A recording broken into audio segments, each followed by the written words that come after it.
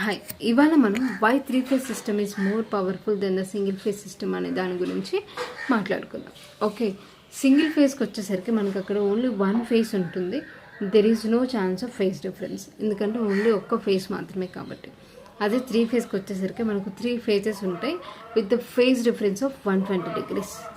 And coming to power delivery, మనకు 3-phaseలో చాలా స్మూత్ అండ్ కాన్స్టెంట్ పర్ఫార్మెన్స్ ఉంటుంది. అది ఎందుకు అని అంటే 3-phaseలో మనకు 3 phases ఉంటాయా, ఒకవేళ ఒక ఫేజ్ వాల్యూస్ డిక్రీజ్ అయినా ఇంకొక ఫేజ్ వాల్యూ ఇంక్రీజ్ అవుతుంది. ఇలా మనకు ఒక స్మూత్ పర్ఫార్మెన్స్ అనేది ఉంటుంది. అందుకని 3-phase సిస్టమ్ని హెవీ లోడ్స్కి యూజ్ చేస్తాము. ఓకేనా. అది సింగిల్ ఫేజ్కి వచ్చేసరికి 50 Hz ఫ్రీక్వెన్సీ ప్రకారం, ఓకే, సింగిల్ ఫేజ్ ఒక్కటే ఫేజ్ ఉండడం వలన ఆ 3 వాల్యూస్ ఉంటాయి మనకు, మ్యాక్సిమం, మినిమం అండ్ 0. ఈ 3 వాల్యూస్ 50 times చేంజ్ అవుతాయి పర్ సెకండ్. ఓకేనా.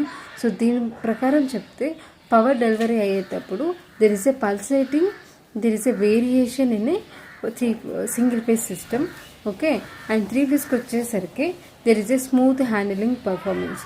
అందుకని 3-phaseని ఇండస్ట్రియల్స్కి యూస్ చేస్తారు అండ్ సింగిల్ ఫేజ్ వచ్చేసి డొమెస్టిక్కి ప్రిఫర్ చేస్తారు. ఓకే.